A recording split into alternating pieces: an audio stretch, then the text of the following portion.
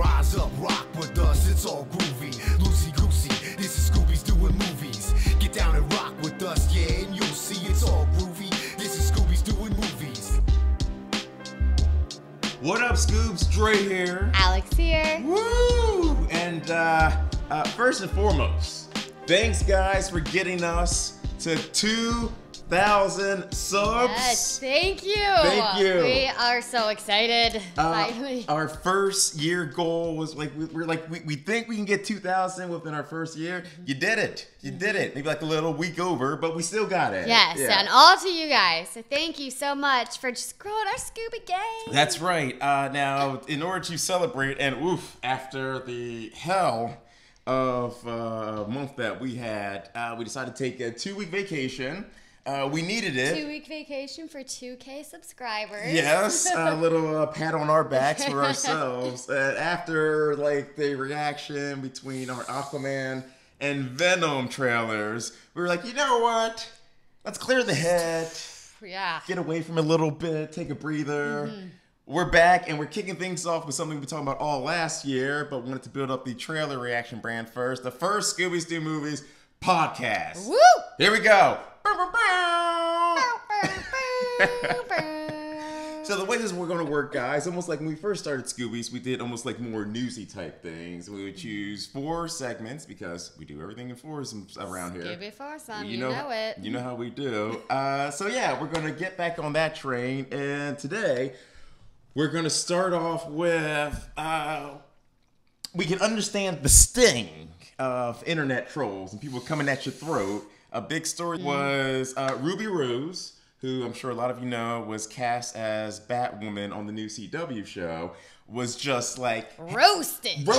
Had people coming at her neck left and right because the character of Batwoman is a lesbian superhero. Now...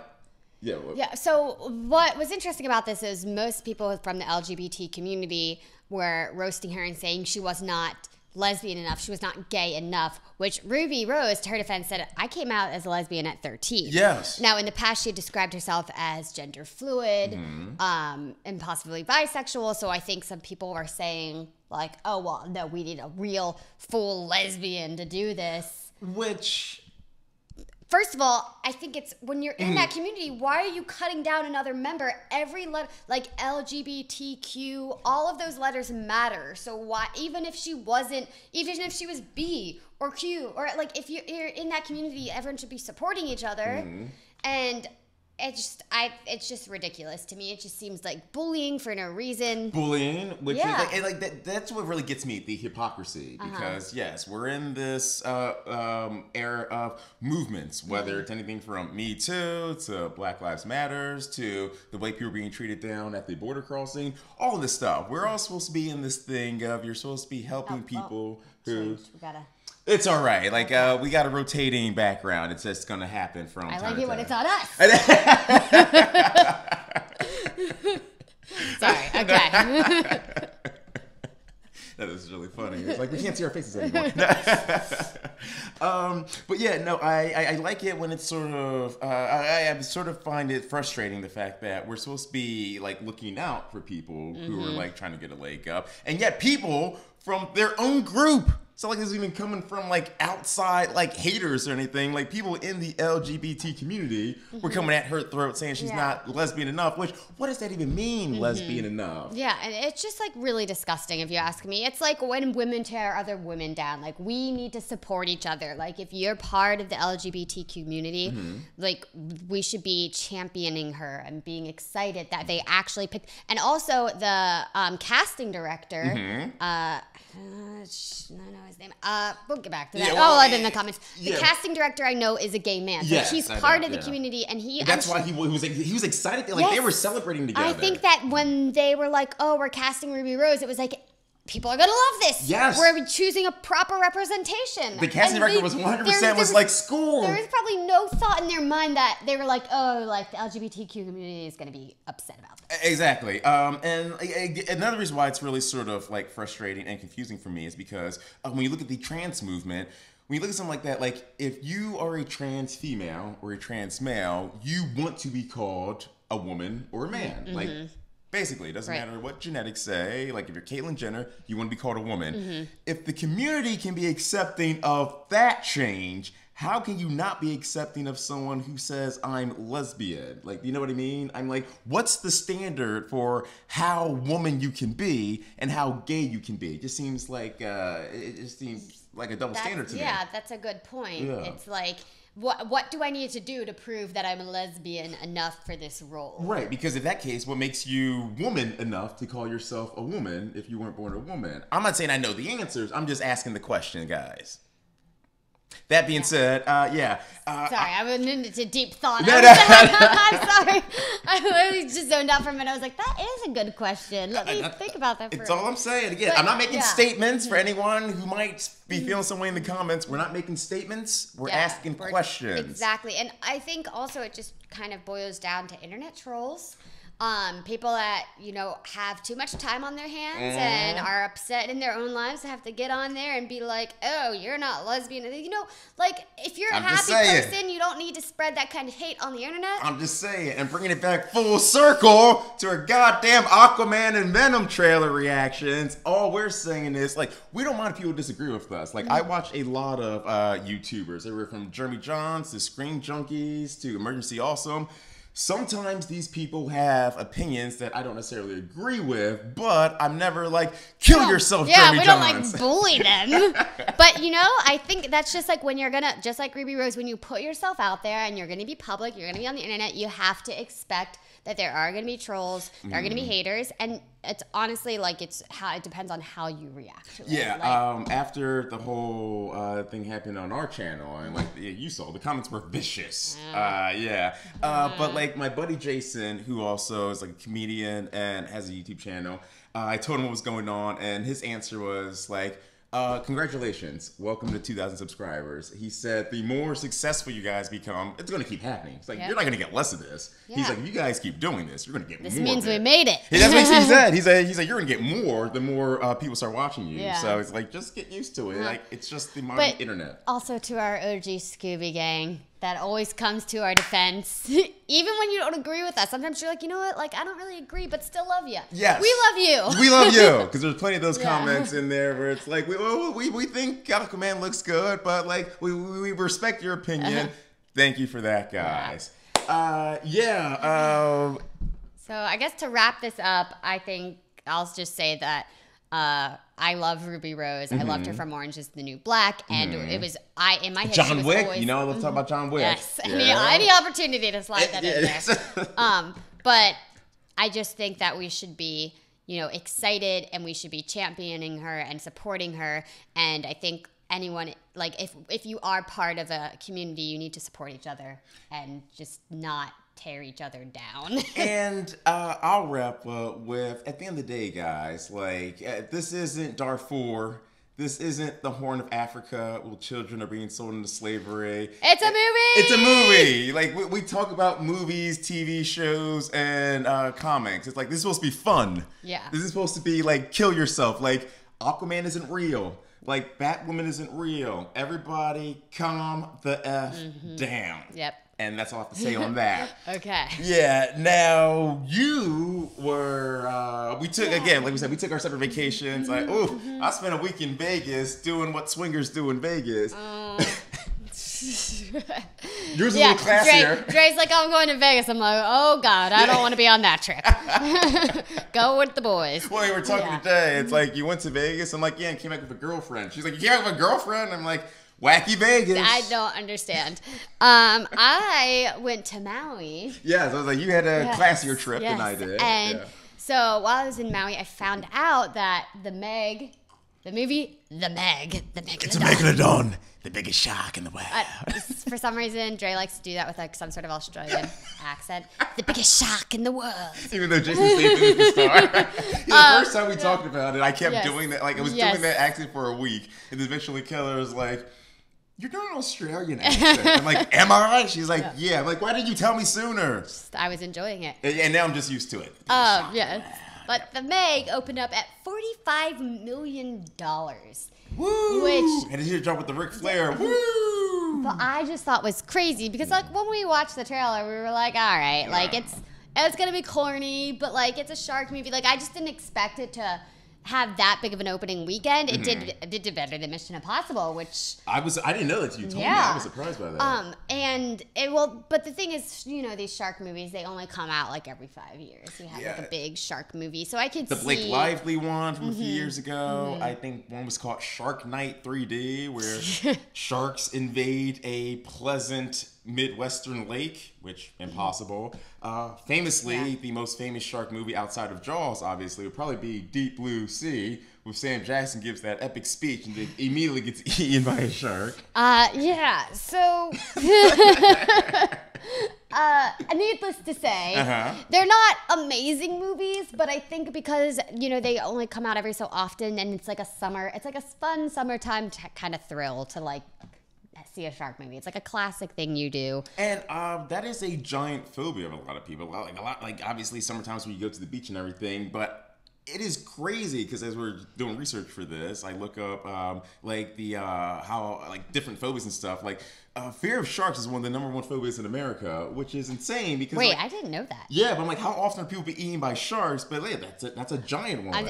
Okay, so don't quote me. I don't know if this is necessarily true, but I just remember hearing one time that more people die from coconuts falling on their heads than getting attacked by sharks. That sounds familiar. And I don't know about coconuts, but I 100% know more people die from deers than they do from... I believe that. Back in Pennsylvania, those deers just fly right at your car. Oh my God, I was just having a conversation with this with my friends. Like a couple days ago, my buddy is like, are there deer in California? I'm like, well, 100% there's deer in California, but not compared to the deer that are like in Jersey, PA, and New York. Like you go to like a park in Jersey, there's everywhere. There's everywhere, yeah. Yeah, but anyway, we're not talking about deer. Oh, no.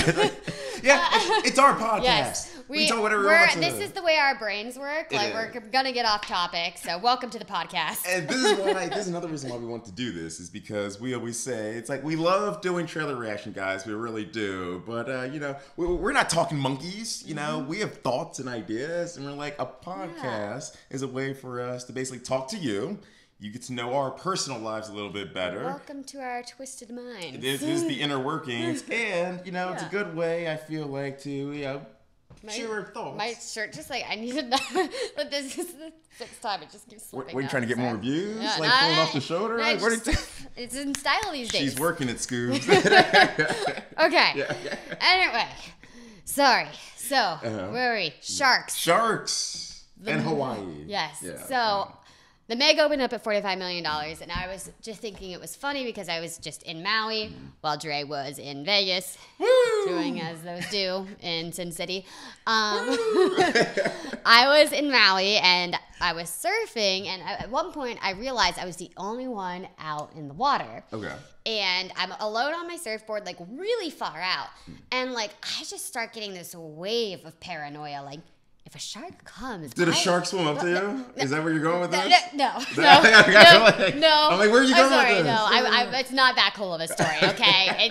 It's a cool story, but not that cool. Okay. So I'm sitting out there, and I'm like, oh my God, like I'm getting kind of paranoid about a shark coming. If a shark comes, I'm the only one out here. It's coming after me. Sure. You know what I mean? Which is like there was like you weren't with a group of people. No, I was the only one in the water at this point. Like there was no one on the beach. Like it was kind of like later in the day, and I was like trying to catch some waves, and it was just like this. It's like it's like a local beach, so it's not a lot of tourists, so it's not very busy. And so like I looked around, and I was the only one in the water, like as far as I could see. Okay.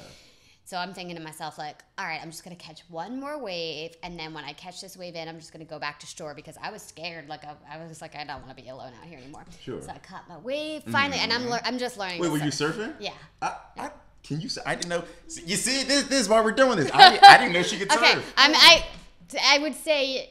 I would use the term lightly. Like, I'm trying to surf. Okay. I've been learning. I can stand up, I can paddle, I can catch waves by myself, but I'm not, like, good by any standards. If it were language, you'd be conversational, not fluid. Correct. All right. Yeah. Right. I'd say I'm very beginner. Okay. So I caught a wave, and I stood up, and I was like, yeah, like I got one good one. I'm going to paddle, and I kind of got up against the rocks, and I popped back on my board, and all of a sudden, my entire body was just burning. Like, it felt like it was on fire, and I looked down and saw, like, this, like, long jelly string on me, and was like, ah! It's not funny, but now it's kind of funny. And as you know, when girls go to the beach, they're pretty much naked. So I imagine you had no coverage. Oh, yeah, no, I was wearing like the tiniest bikini possible. And I'm just screaming, like I feel it burning on my wrists and on my legs, and I realize I have a jellyfish all wrapped around me. I'm screaming, it's all over me, like ripping it off. Like my boyfriend comes running down the side. So it's stinging you. Yes. Yeah, but it was like crazy. Like it looks like I was whipped. Like if you see, I have like. Oh, yeah, I see it. And it was all around my legs. And so it turned out that I was stung by a Portuguese man of war. Which is serious. It's like I don't know if y'all can see on camera, but she really got bad. effed up. It's really bad. Yeah. I had to go to the urgent care, get a steroid shot. Like it was so serious. I'm telling. I've got stung by jellyfish before on the East Coast, like the tiny little babies. No, these man o' wars, their tentacles are like 8 feet long. Yeah. Okay, and they just wrap around your body. I thought I was gonna die. Yeah. Okay. Now the question is, did anyone have to pee on you? That's what everyone wants to know. I know that's okay. Is everyone asking that? Yeah, no, everyone was asking that. So when I went to urgent care, they put apple cider vinegar all over me, and they said that peeing actually doesn't do that much. So listen, in case you ever get stung by jellyfish. Is that just like an old wives' tale? Pretty much. It's like if you're like out at sea and you don't have any apple cider vinegar anywhere in sight, like if you can't get back to a house within like the next 20 minutes, then if the only option available is to pee, yes, it might be acidic enough to, relieve some of the burn. But it might also be a waste. It might do nothing. Yeah, so what you really need to do is put vinegar on the burn. So I feel like that's... take a vinegar bath. Yeah, I feel like that's one of those just commonly accepted misconceptions. To pee on it. Yeah, like some girls believe that you can't get pregnant if you have sex standing up. I'm like, what? I'm like, that's a thing? That's something you believe and go around telling other people? Have you ever heard of that? That sounds like a really terrible idea for birth control. So, very concerning. Yeah, don't do that, kids. No, like, don't. Wrap it up. Yes. Especially coming from Vegas. Protect yourself, Scoobs. How are you now? Well, so now it's just really itchy, and it looks like I seriously I have lashes on my body. So I'm just hoping it doesn't scar. But yeah, I feel a lot better, and no one peed on me. Good. But to wrap this and bring it back to the Meg. Yes. Oh yeah, I forgot. Yeah. Is that what we're talking about? That's what we're talking about. It's you're more likely to get attacked by a jellyfish, a man o' war jellyfish, than you are a shark. So this phobia of sharks is really kind of irrational, and apparently, but it's good for Hollywood. It's great for Hollywood, obviously. $45 million. There it is. Yeah. All right. Nothing exciting for me as sharks in Vegas. Just the standard. A lot of booze, a lot of dancing, and a lot of Scooby's Do movies. All right. All right. Did you know where that was going to go? I classed it up in the end. Okay. All right. Chris Hardwick, he was recently reinstated at AMC for Talking Dead after allegations of emotional abuse to his ex-girlfriend, Chloe Dykstra. Yeah. How do you feel about? Well, do you want to give a little background on the? Yeah. Well, we're getting a little we're doing a little heavy and a little light for this first pod, Scoops. Yes, the Chloe Dykstra Chris Hardwick thing was, for those of you who don't know, several weeks ago, a big story came out with his ex-girlfriend. A lot of you might actually know Chloe Dykstra because she's big in the nerd community. She does like cosplay, Comic-Con events, stuff like that. She claimed that Chris Hardwick from Nerdist founder, like Chris Hardwick was actually a big reason why we do Scooby's Do movies. We're like, oh my God, this guy built a multi-million-dollar empire based on talking about movies and TVs. Can we do that? Yeah. So she claims that he was being emotionally and in a way sexually abusive to her, as far as she wasn't allowed to have male friends. When they went out together, she was only supposed to speak if she was spoken to. He demanded, allegedly, according to her, he demanded that they have sex whenever he wanted to have sex. She basically had no life of her own. According to her, he was a very controlling boyfriend, and basically once they broke up, according to her, blackballed her tried to hurt her career so that she couldn't get hired anywhere else.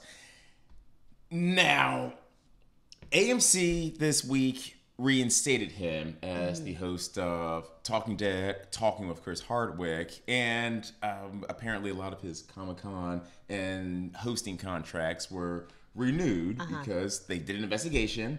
AMC did a full investigation, and here's what's the kicker, because we are living this era, and I consider myself an ally. Like, if somebody was Cosby'd or Weinstein'd, get rid of that guy. I want to hear your story. I want you to tell the truth. Here's where it got tricky. Now, I was waiting to make any sort of definitive statement on the whole Chris Hardwick thing, only because ultimately, I don't know. I wasn't there in this relationship. Yeah, I think the only people that truly can know are the two that participated in the relationship. Exactly. Now, where the kicker comes from is the fact that AMC wanted to be thorough. Their legal team did a full investigation. They contacted Chloe and they asked her to participate in the investigation. And when they did, she responded with, "Oh no, that's fine. I don't want to participate." And then the AMC execs were like, "Huh, well, that's a little strange. Like, we're doing this for you. We want to make sure you tell your story." So she said, "I don't want to participate." And then after that, as weeks followed, text messages came out from months after they broke up. She was still texting and calling him, being like, "Can we make this work? Are you sure we can't get back together? Work it out." Chris Hardwick always stood firm, saying like, "Oh no, I think it's good that we ended things." I don't know. I think it's just a little. I'm worried about the comments, but I think it's a little suspect where you make accusations against someone, and then when comes time where someone says, "We believe you," just show us, because she claimed she had emails and texts basically of him showing his abuse. I'm like, why wouldn't you participate in this investigation? Yeah, I mean, I have a few things to say about it. I think... Yeah, I really want to hear what Keller had to say on this one. Well, first of all, I feel a little uncomfortable discussing this topic because I don't want to ever be in a scenario where we're, making other women feel like they can't come forward because we're not going to believe them. Sure. So I don't really like giving this story that much attention because I do find it odd that she didn't want to participate in the investigation. Now, granted, if you are traumatized, you might not want to rehash any kind of scenario. But when you claim that you have texts and you have claimed you have proof showing it, and then you don't want to actually prove it, I find that a little odd. And I just feel like there's also, she apparently has a history of mental illness and allegedly some case of bipolar depression. Yeah. And so, really, when you're dealing with mental illness, if that's the case, it's a tricky situation because her perception of reality could be different from what reality really is. Sure. But also, again, it's just And I'd be willing to double down on that or side with you. If again, there's so many extenuating factors that raise eyebrows for me, where she specifically dropped this information a week before he was supposed to premiere with the new season of Talking Dead. So it's again, we know how Alex and I work in TV and films. We know how these things work. If somebody is about to come off a new movie, miraculously, they're getting a star on the Hollywood Walk of Fame. It's it's always funny how these things happen coincidentally. Similar thing with smear pieces. A lot of times these things come out as someone's about to drop a movie or a new album. That also seems suspect. Yeah, when it comes down to it, I can't really draw a conclusion on this because I think that, we don't have, if she's not participating in the investigation, then it's hard for me to figure out where I side on it because I want to see both sides of the story. Again, no one really knows what happens behind closed doors of a relationship. And also, I want to make sure that any women out there that do feel like they're in an abusive relationship feel safe to come forward. And then they're not going to be called liars. So that's where I feel a little weary discussing this topic. Agreed. But at the same time, if these were allegations made by an ex-girlfriend out of spite to get back at her ex-boyfriend, then we also don't want that tainting the seriousness of the Me Too movement. That's a great point. Weinstein who's literally holding people down raping them, making them jerk him off in the shower. Oh, Cosby, God. who's drugging people. We need to take that seriously, but we Right. also need to open up a dialogue. And again, a dialogue, the ones we were talking about earlier with the Batwoman conversation. Instead of everyone saying, I'm right, you're wrong, and that's the end of it, like, I feel like there used to be a time where Yeah. people could have conversations. Right. And well, also I'll say with this topic is like, so he broke up with her because he thought that she was cheating on him. A lot of people, like his friends and people that saw her out and about, said like, oh no, Yeah. look like And she's then cheating on it you. seemed like she kept trying to get, like, from his text messages, she kept trying to get him back.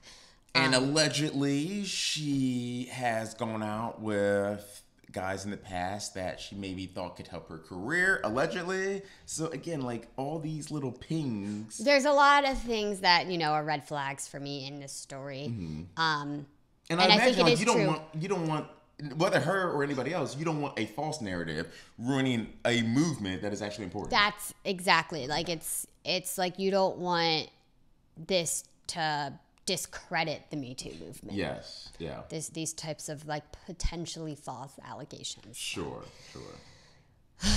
Oh, It's rough. Yeah. Yeah. Uncomfortable. Let's move on. I'm gonna take Yeah. a drink. All right. Let's move on to what do we got? Got my Wonder Woman cup. Reboots.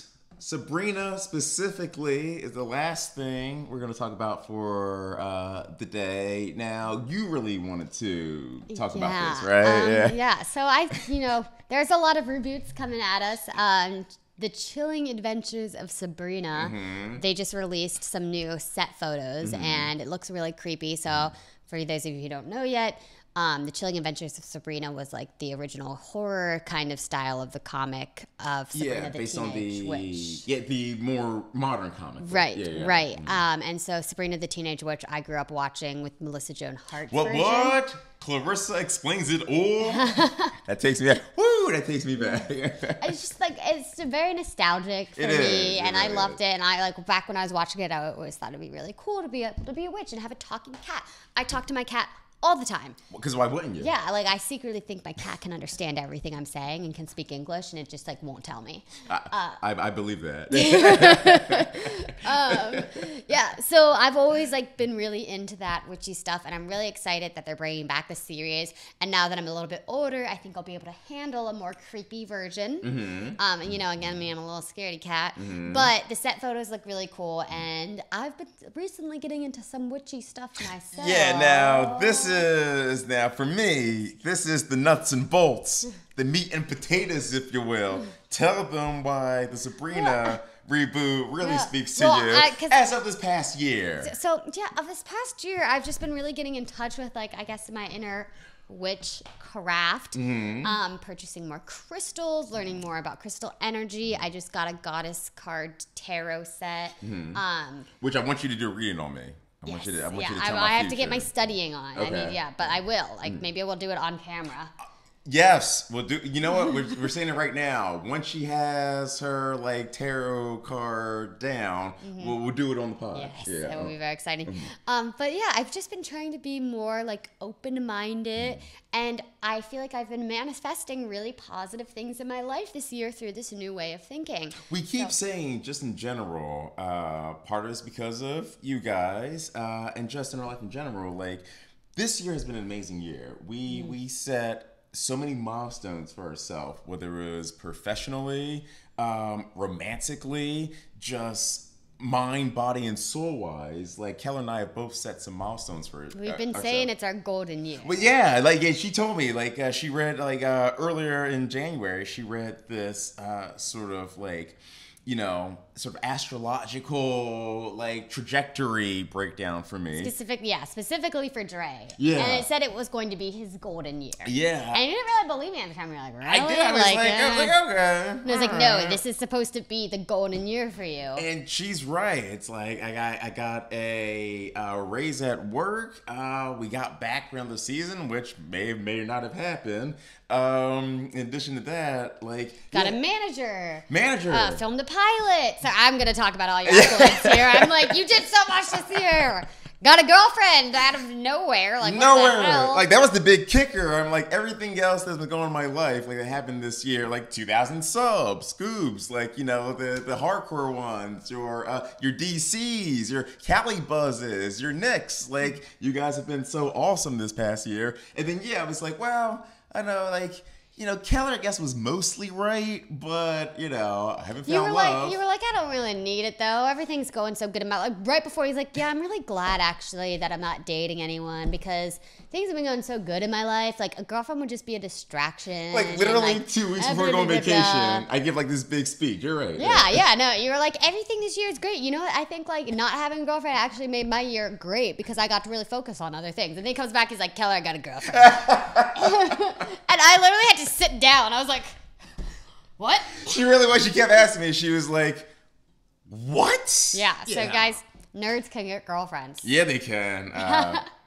Yeah, they can. Yeah, but yes, but like based like tying it back into the Sabrina thing. Yeah, Keller's basically she predicted back in January this next witchcraft. year. Yeah, for both of us, because like same thing for Keller. It's like Keller. For those of you who don't know, she just booked a job as a correspondent on a TV show where she's going to be spotlighting locations around Southern California for a major network. We won't say which network until the paperwork is signed. But we don't want to jinx it. we don't want to jinx it, but like good on her. Yeah. Keller also got us invited to a Mission Impossible private press screening through just basically her awesomeness. And same thing, you also found somebody who you're quite smitten with. Yeah, which is, remember when we did the Scooby foursome, we did our questions, ask us anything, and one was, are you dating anyone? And I was like, no, like I'm not looking. Like I guess if I met someone that was right, like I'd be into it, but like just no.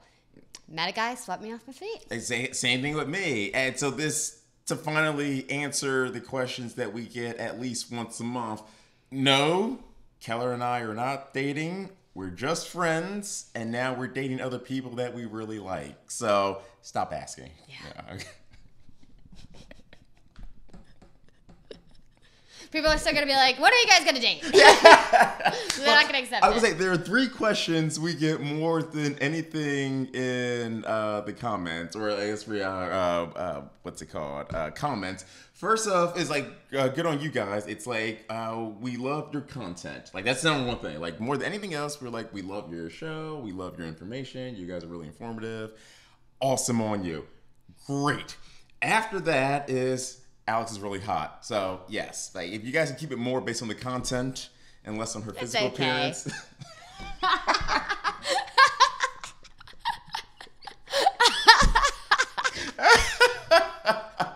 I'm trying to help you out. You're like, no, it's all right. I'm kidding. Not really. I'm kidding.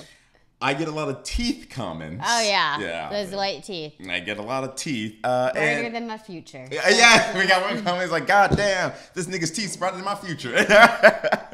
And the big one being like, yeah, people are like, so what's going on here? We're friends. We're co-workers. We're partners. I love this girl, but because she makes Scoobies possible. Yes. So stop being weird. It's a friend love. Yeah, stop being weird. All right. Yeah. Thank you. Yeah. So, and you called it. You called it back in January through your witchcraft and crystals. Yes. So the moral of this entire segment is that I am basically like Sabrina. And I also love, before we wrap up, the fact that they are rebooting Sabrina, because I think a year ago would have rolled my eyes. But I'm not an active watcher, but I have seen the Riverdale show on CW. They basically took Archie and turned it into Twin Peaks for tweens or teenagers, and I'm like, what a great concept, because if you ever watch that show, it's weird, it's creepy, it's very noir, but it's like kind of sexy. Yeah. So I'm like, okay, I get a good take on that. Same thing with this. This next fall season, Charmed is being rebooted, but This time, yeah, it's going to focus on 3 Latina sisters, and instead of like Loving that. right? Yeah, instead of Celtic magic, it's going to focus more on like Day of the Dead, Like sort of, voodoo like, type. Yeah, type Dios de los Muertos. I think I'm saying that right, but like Dia that, de los Muertos. yeah, that kind of like magic, otherworldly stuff, which I'm like, wow, what a great concept. It's like you're dealing with like Mexican sort of folklore and supernatural, and woo, Scoob. Last but not least. Last but not least, on the piggyback of Sabrina and Charm coming back, Joss Whedon, after being begged, pleaded with, threatened by fans, finally said as of 2 months ago, yeah, why not? I think it might be time to reboot Buffy the Vampire Slayer. Woo! For those of you who don't know, yeah, look at that right there. Look at that right there. The namesake of our program, we came from. Our program. Came from, obviously, Joss Whedon and the gang from Buffy the Vampire Slayer. Nerd Jesus. And on that show, that group of friends are called the Scoobies. That's literally where we stole the name from. We're Scoobies doing movies. Yeah, you get it. So, yeah, normally this would have not been on my radar, but because of you, like, I'm excited to see it. Sabrina. And yeah. Also the, obviously, Buffy reboot. Well, clearly, yeah. So we're just, like, really into girls that do cool shit. I love strong women. Yeah. Like, guys, the girl I'm seeing now, she's so smart. Okay. Sorry.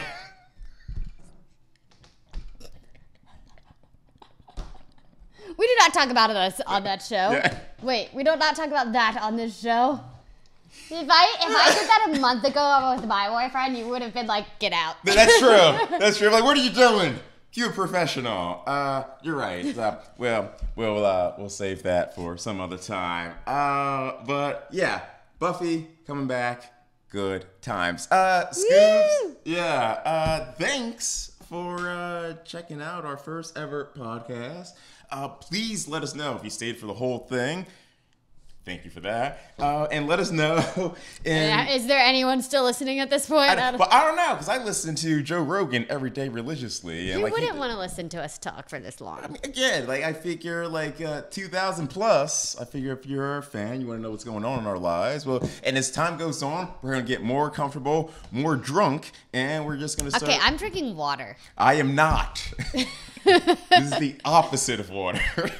So, we're just going to get more loose and just, share more with you. Get loose. Every time goes on. We're really tired. Are you sure that's water? It is. Are you sure? I promise. Are you sure that's not some clear vodka? It's water. All right. We'll see. All right, but Scoop, yeah, like we said, going forward, this is going to be a recurring thing. And also, let us know what you want to see after this first episode. If you have suggestions for us, if there's specifically things you'd like to talk about, us talk about each podcast, tell us. Yeah, let us know. I'm really interested. This is going to be really so we can just get to know each other. Exactly, and be a little raunchy from time to time. Because to the trailers, it's just business as usual. A podcast, I feel like it's more like bar talk. Yeah. Because before any episode me and Keller shoot of our reactions, we spend 2 hours just shooting the shit. We probably spend more time just goofing around than we actually do doing reactions. Yeah, so basically we were like, why don't we just put a camera while we do this? Yeah, this is exactly what we're doing. The first time we've seen each other in 2 weeks, like say we've been on vacation, and this is to give you a small peek into our world. Whenever we do hang out, this is how we talk. Yep. Yeah. All right. So Scoobs, we got a bunch of reactions coming up this week. We have the Widows trailer reaction starring Viola Davis. We didn't do the first one because I didn't hear about it, but a friend of mine was like, do this trailer reaction. We're doing it, and we got a couple other surprises for you. So stay tuned to Scoobies Do Movies to see what we got coming up for you as we start year 2. Year 2. Thank you guys for getting us this. Year 2 at 2. Okay. I can't believe we've been doing this for a year. That's nuts. Yeah. Yeah. All right. Commitment. I love it. All right, Scoobs. Thank you. Once again, make sure to follow us on our very YouTube channel. Subscribe, hit that bell for alerts. Follow us on Instagram to keep up with our daily shenanigans. Until next time, I've been Dre. And I'm Alex. Stay groovy, Scoobies.